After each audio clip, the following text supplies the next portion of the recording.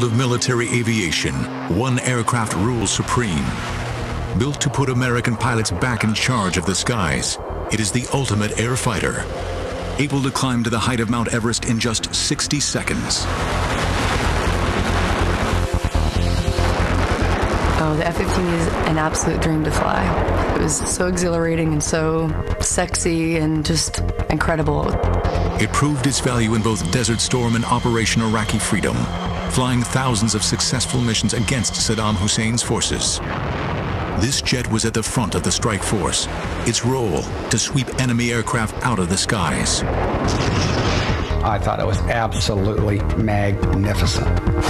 With firepower second to none and the maneuverability to outfly its opponents, its track record is astounding.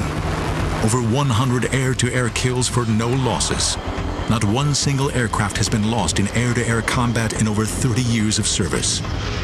Whoever controls the F-15 controls the skies. It's the greatest airplane in the world. Using extraordinary archive film and color reenactments, heavy metal flies into battle with the F-15 Eagle.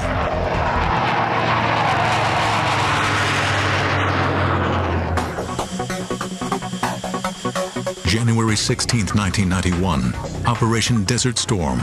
American air attacks on Iraq are poised to begin. Flying at the front of a great wave of coalition aircraft are 20 F-15 fighters. Over 40 miles into Iraq, their radar picks up enemy contacts. Captain John Kelk leads the flight of F-15s. He is the first to hear the radar warning tone in his headset. Enemy fighters are targeting his plane. You got someone locked, interrogate. Bandit. Kelk is not sure the aircraft ahead are hostile, but as the jets close in at over 1,400 miles per hour, the F-15 pilot must decide, should he shoot to kill? His radar shows a fighter flying aggressively towards him, so he prepares for combat.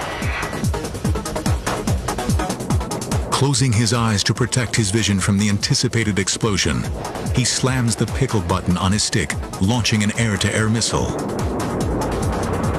Seconds later, an orange explosion lights up the night sky. Kelk has become the first American to score an air-to-air kill in the F-15. 30 years of planning have finally paid off. But the F-15 story begins decades earlier, deep in the Cold War years. In 1951, the Korean War is raging. American F-86 Sabre pilots fight pitched battles with Russian MiGs. These American pilots first learned their dogfighting skills during the dark days of World War II. In Korea, they achieve an alleged kill ratio of 10-to-1 against the Soviets. 10-to-1 kill ratio that the F-86 had seemed to be something that was to be aspired to, but would never be matched, which seemed to be the benchmark. I mean, it was like Babe Ruth hitting 60 home runs in a season. I mean, who is ever going to break that record? Once again, the Sabres have proven more than a match for the Red Jets. Chalk up another for the Sabres with no losses of their own.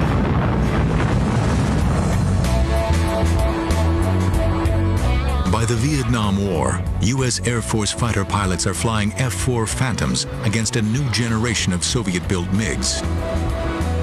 USAF planners decide the new aircraft should fight at great distances using guided missiles. They believe the age of the dogfight is over. But missiles don't always find their targets. In fact, only 14% of the first AIM-7 missiles ever hit anything. And when the Phantom's missiles fail, the fighter is left completely defenseless. The F-4 has no gun. A fighter that doesn't have weapons isn't a fighter. And the issue with the F-4 in Vietnam, though, was that the Sparrow, the radar-guided missile, and the Sidewinder, the heat-seeking missile that the airplane carried, were designed to be shot against large bomber-sized targets at high altitude. When you take a system designed, optimized for that, and then employ it against small fighter-sized targets, highly maneuvering at lower altitudes, the results are not pretty, and they weren't pretty for us. Soviet MiGs flown by Vietnamese lure F-4s in close, knowing they are soft targets. But the American pilots are not trained to dogfight. That knowledge from World War II and Korea has not been passed down to this generation of fighter pilots. The training that I had to go to Vietnam was abysmal. And new pilots that came into their organizations that were supposed to be there to go fly air to air and dogfight with the MiGs, the training was not even as good as abysmal. It was just, in fact, non-existent. The American F-4s and their pilots are left dangerously exposed. If you're an F-4 pilot in the midst of a dogfight, you've used up your radar missiles, they all missed, which they always did, and then you fired a few of your infrared missiles, and by bad luck or because you didn't have a good position, they missed. Now you're out of ideas and out of ammunition, and you better go home because you're in trouble. They're going to get you unless you can get out of there because you don't even have a gun to fall back on. The F-4 had originally been designed to down nuclear bombers. When pushed into a dogfight, its limitations are all too clear. The F-4, like almost all the airplanes that were designed to be electronic radar interceptors, had horrible visibility because the designers were totally focused on somebody with his head down in the radar scope, either the pilot or the guy behind him doing that. And all you needed windows for was to take off and land because the radar was going to be your eyes. Well, that's a quick way to a quick death in combat because the guy who kills you is never out front. He's always the guy who's behind you. These mistakes prove costly. Over 3,000 American aircraft are lost. For a good part of the war, we didn't get much better than 1-to-1 exchange ratio, which all things considered was a disgrace. The Air Force took it as a disgrace, and it was a disgrace. Air Force planners know they need a new aircraft, the ultimate dogfighting machine. A plane that can achieve air superiority in any theater of action. 500 designs are submitted for the FX Fighter Experimental Program.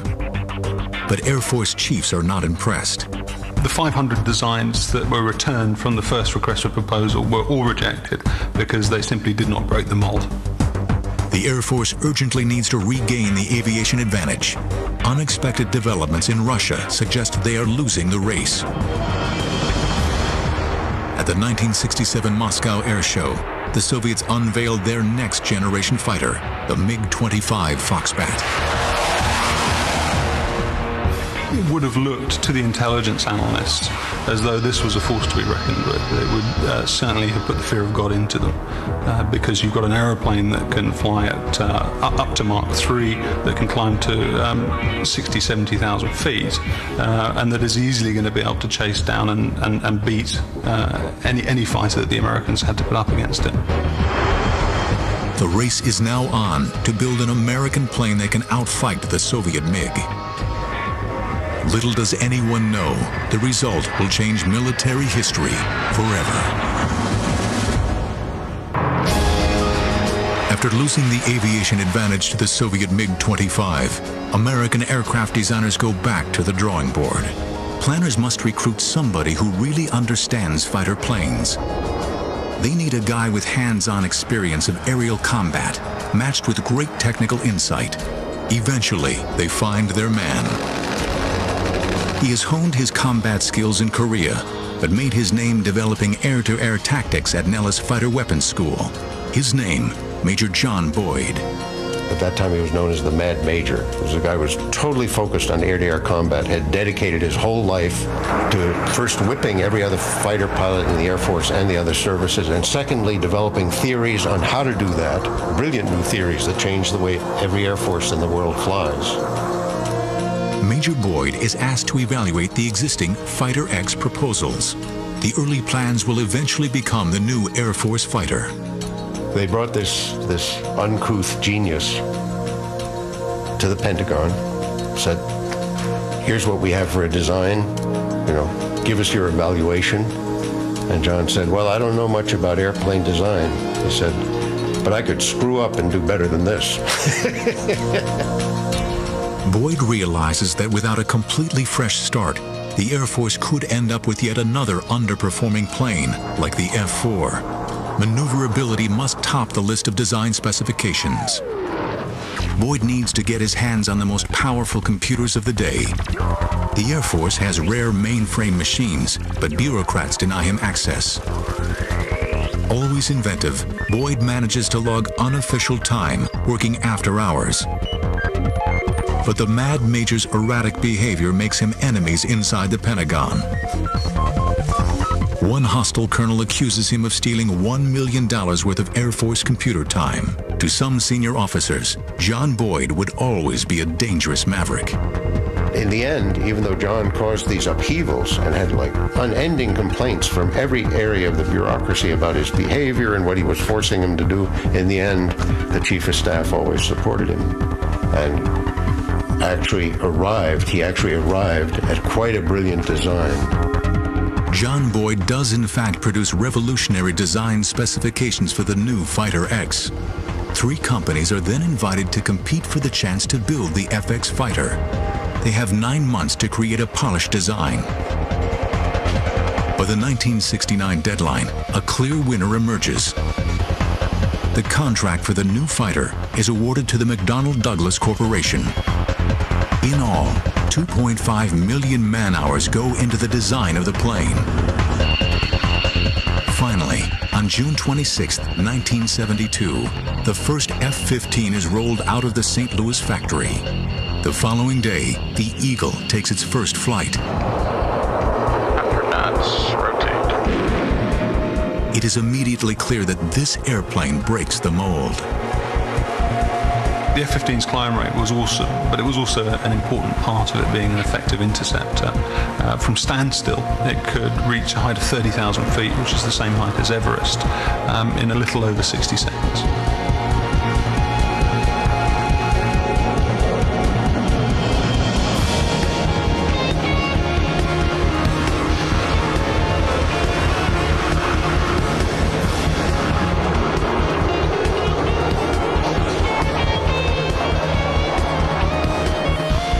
There has also been a revolution in the cockpit. Equipment is designed to free a pilot from distractions. Whether attacking or defending, a pilot must stay focused on the enemy, not the aircraft's instruments. One radical new design is intended to simplify flight displays. It's known as the HUD. A HUD is a heads-up display, and it helps us in so many ways because we don't need to look down for any information. Everything that we do and everything that we need to see is right there in front of us. You've got your altitude, you've got your airspeed, you've got your Mach number, your G's available, the G's that you're actually pulling, what mode you're in, whether you've got a shot on somebody, if you're trying to shoot him with a missile, whether or not you're ready for a bomb to come off. Everything that you need to see is right there in front of you, so you don't have to look anywhere else for it. While the HUD projects information onto the canopy, the hands-on throttle and stick, or HOTAS system, means a pilot should not have to look down to fire weapons. Something crucial in the heat of battle. HOTAS was designed to make it easier on the pilot to be more efficient in the cockpit. With HOTAS being that quick and easy to change from different modes, it definitely means a matter of whether you kill your bandit now or you get killed. I think that having the HUD and having HOTAS definitely makes it more strapping the fighter onto you. You become one with the fighter.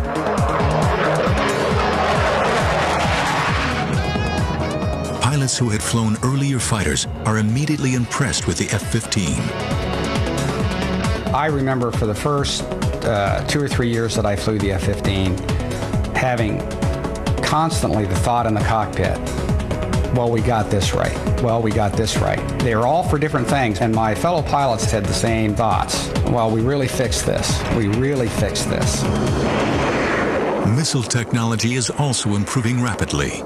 But even more important is the way these new missiles work together with the F-15's radar. You can have good missiles, but if you can't target them with a good radar that maintains the lock, that provides accurate ranging information and engagement information, then they're not a lot of use. A powerful radar means that air-to-air missiles will be more effective than ever before. If the system works in the heat of battle, it will be the key to the F-15's air supremacy. the Eagle's radar will locate and destroy enemy aircraft before they ever know what has hit them.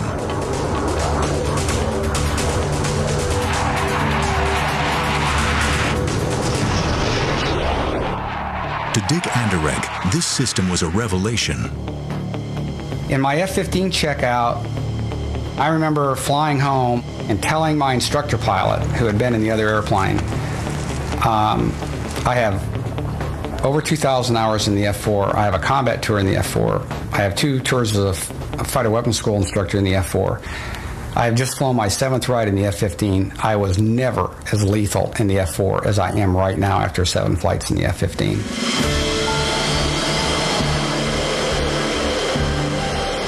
Within 3 years of its first flight, the Eagle has broken multiple records. It takes back all 8 time-to-climb records from the MiG-25, the very fighter it had initially been designed to beat. With performance levels like these, other countries are quick to express interest in acquiring F-15s. Israel is the first foreign power allowed to buy it, and the experience of one Israeli pilot soon proves how durable the F-15 can be. Captain Zvi Nadavi experiences a pilot's worst nightmare when a training exercise goes horribly wrong. He is flying a simulated airfield defense mission and is tasked with intercepting hostile aircraft when disaster strikes. I saw what in hindsight was the number 3, which is the leader of the rear pair, and he was upside down, and I was at around 14,000 feet, and I shot a missile. Even though he was upside down, he continued to go up, and I was like this, so it was stomach to wing. We couldn't see each other, and we collided.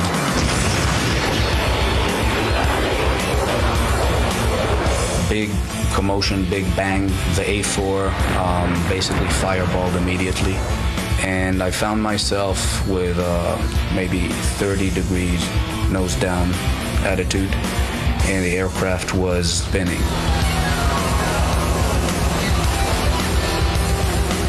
Right after the crash, I told my navigator, prepare to eject, we're going to eject.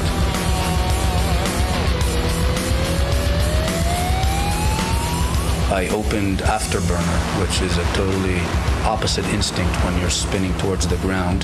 Then the roll slowly stopped, and slowly I was able to bring the nose back up. I told my wingman to come close and to inspect me. There was a huge spray of fuel that was being drawn out of the wing, and it basically camouflaged what was going on there. Nadavi survives the mid-air collision. He is 10 miles out from the nearest airfield and hopes to still land safely. But the pilot cannot see what has happened behind the spray of leaking fuel. His F-15 has been so badly damaged in the collision that he is flying on just one wing. After a devastating mid-air collision, Captain Zvi Nadavi finds himself flying a seriously damaged F-15. Somehow, he is able to regain control over his aircraft and attempt a landing. I approached the airfield. I crossed the threshold where usually in an F-15 you cross at 130 knots. I crossed at anywhere between 250 to 260 knots. Was landing at approximately twice the normal landing speed. I put the tail hook down. There was a cable at about a third of the runway, and we went into that cable. But because of the speed, the hook is not built for those speeds, and the hook basically tore off the airplane.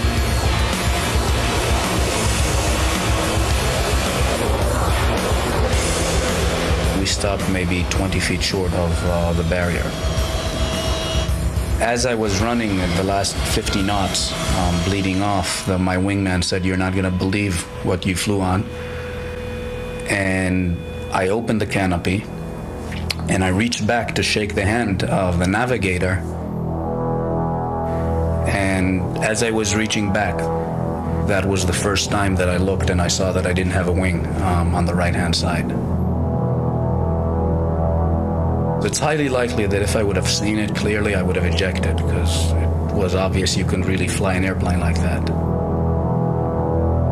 I don't think any other aircraft could have taken that amount of damage or that portion of its flight surfaces removed and continued to bring us home safely.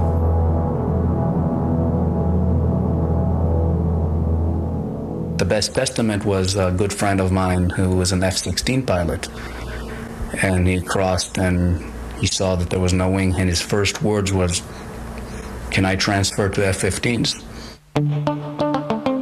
It should be aerodynamically impossible for an aircraft to fly with one wing missing. McDonnell Douglas sends a team to investigate the incident. Their first inclination was it was a taxiing accident. It couldn't happen in air in the airplane. And only when they later went to analyze it and said, okay, the F-15 has a very wide body, and you fly fast enough, then you're like a rocket, then you don't need wings. The Eagle has done the impossible. If a pilot can land an F-15 with just one wing, the plane should be able to endure unimaginable punishment on the battlefield. But nobody can tell at this stage how well the Eagle will perform against the dreaded MiG-25.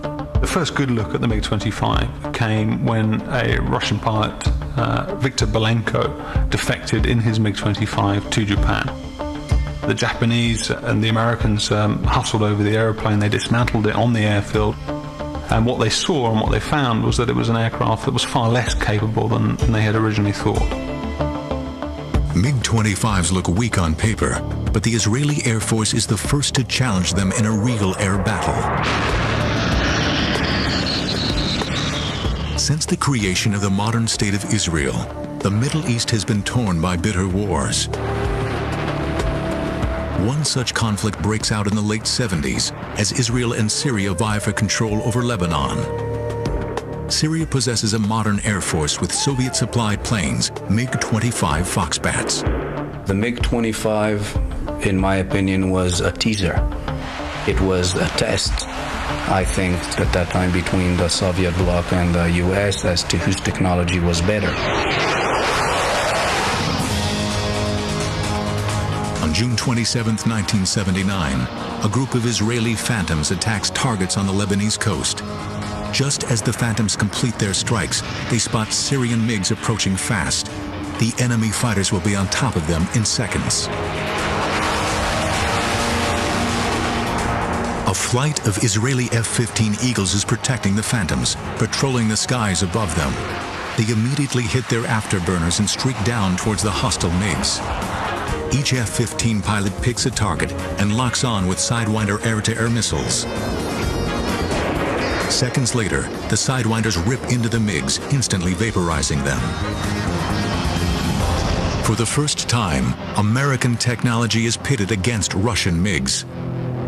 The result is a great victory for the F-15, with the Eagle scoring 5 air-to-air kills on its first day in battle. The F-15 goes on to dominate the skies above the Middle East. In the Lebanon War, the Israeli Air Force basically shot down over Lebanon close to 80 aircraft. And as far as I recollect, there was no air-to-air losses on the Israeli side. American pilots can only watch this encounter. They still have not had their chance to fly the F-15 in a real conflict. 10 more years must elapse before American fighter planes are called upon once again.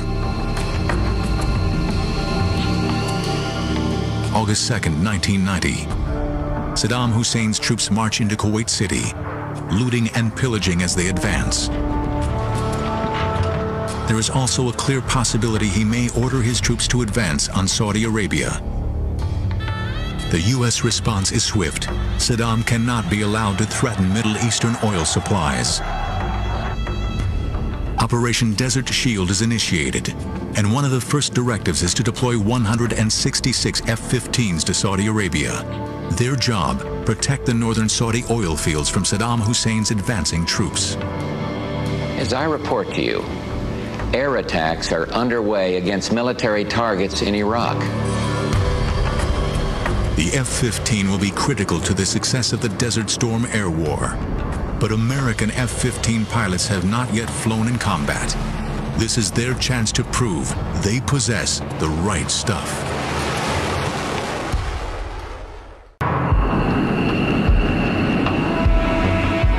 It is 1991, and F-15s are the first planes sent to the Gulf region for Desert Storm. Their job, halt Saddam Hussein's advance and help liberate the people of Kuwait.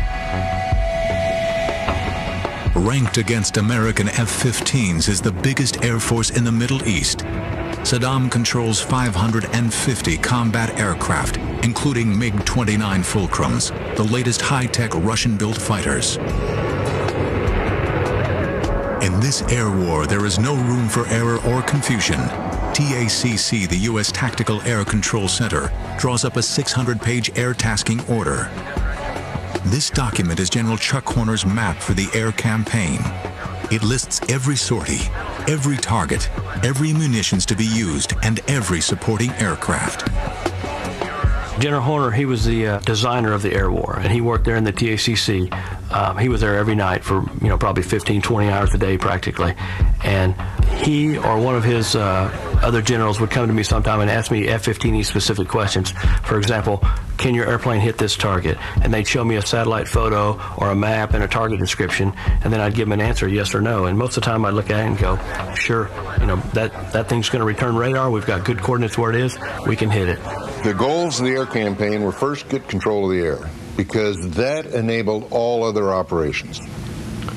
Then the second goal was to debilitate the Iraqi army so they could not resist our ground forces when they went in to liberate Kuwait. And the third thing we did, which was sort of a side mission, was attack his weapons of mass destruction programs, nuclear, biological, chemical, and the Scud systems that could deliver them. General Horner assigns two primary roles to the F-15. F-15Cs, the pure air-to-air fighters, will ensure air superiority. The F-15Es, their Strike Eagle cousins, will bomb heavily defended, high-value targets. On January 17, 1991, President George Bush Sr. orders a strike against Iraq. Mike Smith was working in the Tactical Control Center. He communicates with the F-15 squadrons, passing on their target information. The first few nights, the big concentration was the fixed Scud sites. We wanted to knock out all the fixed Scud sites in western Iraq. I believe that Israel threatened to use nuclear weapons in retaliation to a Scud attack, say, that carried biological or chemical warhead. And as a result of that, I could see why the immense pressure was put on us about the Scud missiles. A wall of metal. A wave of F-15 fighters is called upon to sanitize Iraqi airspace ahead of the strike force. The Eagles will be kept busy through the night, fighting at the leading edge of the Desert Storm air battle. We went in as part of the first wave of 24 F-15Es to go in and strike targets, and our targets were fixed Scud sites along the western border. Rich Haran's flight speeds towards Iraqi airspace. Before they can cross, a difficult operation must be completed. One of the scariest things was just air refueling. It was very dark, moonless night, and there were a couple people had close calls with just potential mid-airs with the tanker and each other as we're doing this. Careful flying saves the mission from near disaster. But the Eagles still have 200 miles to go before reaching the Scud sites. They now fly very low over the desert and begin targeting long before the Iraqis can even see them. Haran is a weapons systems officer responsible for picking out a missile launch site. We're about 12 miles out from the target, and the conversation is, this isn't so bad. These guys are asleep. And about that time, all hell breaks loose. And what all hell happens to be is number one's bombs have gone off, and the Iraqi anti-aircraft gunners react to the bombs going off, and the sky is filled with AAA. It is the most impressive fireworks display I've ever seen, which is somewhat the conversation I'm having with the guy I'm flying with, and then the realization that really what I'm looking at is every third to fifth bullet is a tracer. And then it dawns on me the reality of the situation and the fact that they mean us bodily harm. But Horan stays focused on his radar, successfully identifying the Scud launch site. What I saw was fixed sight, and as we turned in on the FLIR, our forward infrared scope, you can actually see a tell with a missile on it that our designation is on. We drop our bombs and come off target. As they come off target, a mighty explosion rocks the Scud site. Horan and his pilot now rejoin the other F-15s. All 24 have made it safely through the target area, but they are still deep within Iraqi territory. Suddenly, a new threat appears on Horan's radar. Could this be one of the feared MiG-29s? And you can see it flying parallel, offset by several miles to our string of airplanes, and then you see it, what is obviously him running an intercept on our aircraft. We lock him up to let him, for his radar warning receiver, to let him know that he is being looked at, and sort of point at him, hoping to get a reaction or to potentially employ our AIM-9 missile, and then he essentially turns away. The Iraqi pilot seems reluctant to attack a large flight of F-15s, or is he just waiting for the best opportunity to strike? At night, I never said I'd be looking behind me, but I was practically unstrapped, standing on the back of the seat looking to see if this guy was going to run an intercept on us. And probably about a minute or so later, there's a gigantic fireball, and which I believe is his aircraft that's actually hit the ground. Lacking the F-15's night flying abilities, the Iraqi pilot probably lost control and flew into the desert. It is a decisive night for the American F-15s. The Strike Eagles fought their way in and destroyed their targets, while the air-to-air F-15C models bloodied their talons, shooting down 6 Iraqi aircraft. The F-15 pilots scored the first air-to-air kills from an American Eagle with the opening rounds of Desert Storm. Many Iraqi pilots realize they cannot win and attempt to escape with their planes to Iran. It is a short hop to the safety of the Iranian border, but coalition forces are always vigilant. On one patrol, Lieutenant Colonel Thomas Dietz spots several Iraqi aircraft making a break for Iran. We were given a heads up by the AWACS controller that some Iraqi aircraft had taken off from an airfield north of Baghdad. We got within range to shoot at them. We shot before we got into visual range. The initial missiles that we fired were unsuccessful. So we wound up essentially rolling in behind these 4 Iraqi aircraft, about 1.5 miles behind them. Shot them with heat-seeking missiles. This new generation of missiles has a very high accuracy rate, and Dietz is astonished when he sees his shots miss the Iraqi planes. I could see the warheads detonate from the missiles, and then the Iraqi aircraft continued to fly. And I was figuring maybe I was snake bit here, that got into such a position and the missiles didn't seem to work. Well, I probably had temporal distortion, because just a few seconds later, a little flame started trickling out the back of the aircraft on the left, and then flame trickling out the back of the aircraft on the right.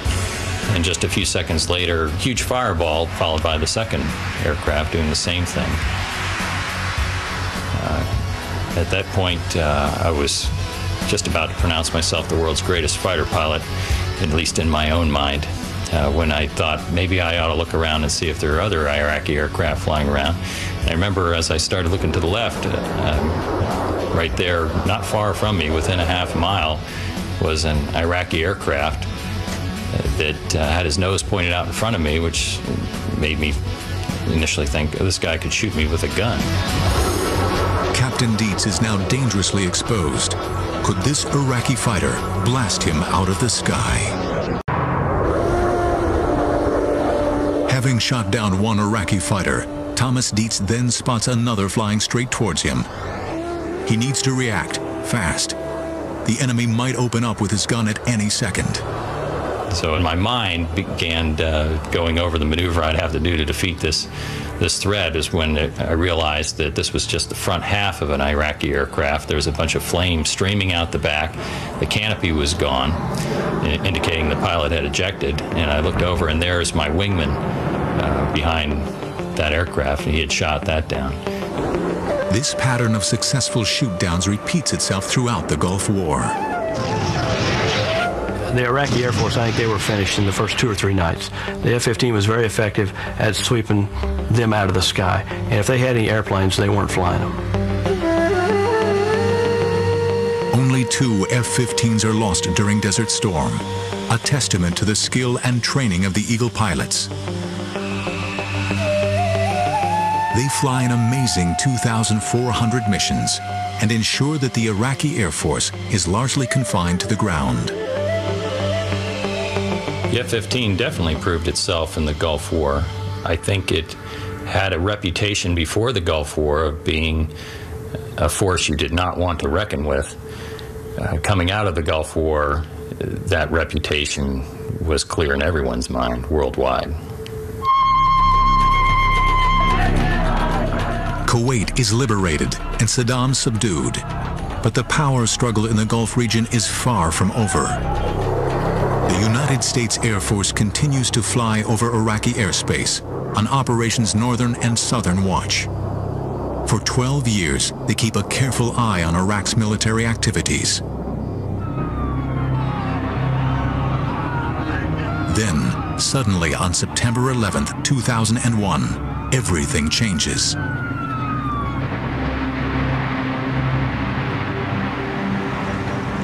Freedom itself was attacked this morning by a faceless coward,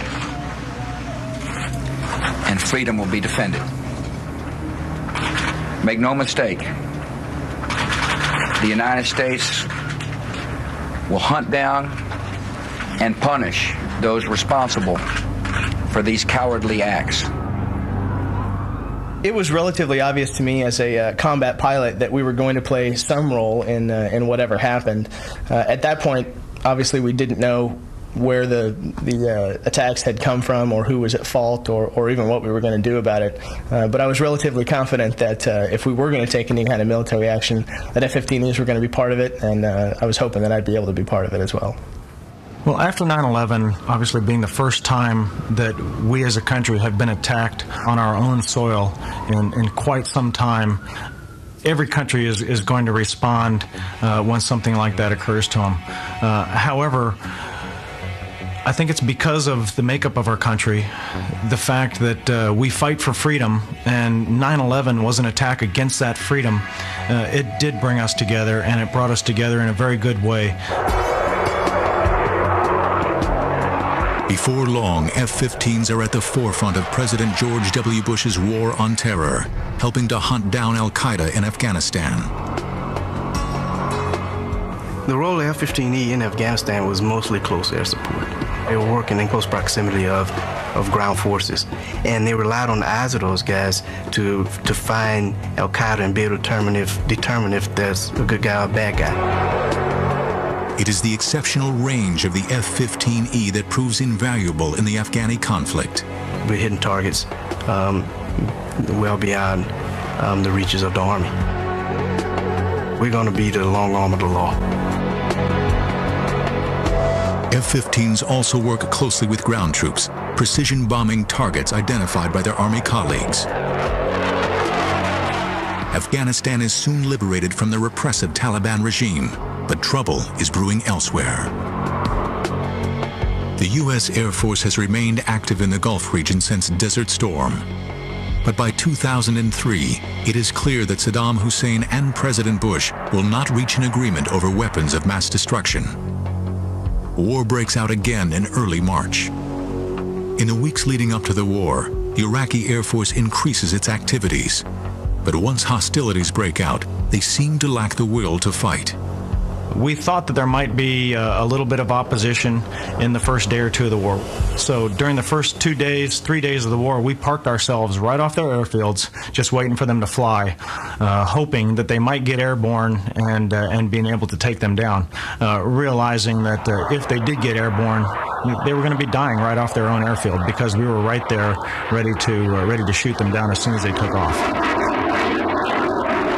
I'd certainly like to think that after the Iraqi Air Force experience during Desert Storm, that they'd know better than to take off and fight an Eagle. I think it's the first time in warfare that there's been an enemy Air Force that didn't turn a wheel. And obviously he who hesitates is lost, because once he decided not to fly and they stayed on the ground, the bombers went in and then basically picked them off one by one. Only the Iraqi pilots can tell us why they did not fly against the coalition forces. Perhaps they hope to preserve their Air Force for future use under a new regime. One of the things that they were doing, which we weren't quite sure why, they started burying their aircraft in the sand. Maybe they were trying to send a message that they didn't plan on flying, but as they were burying their aircraft in the sand, we continued to take those aircraft out as well.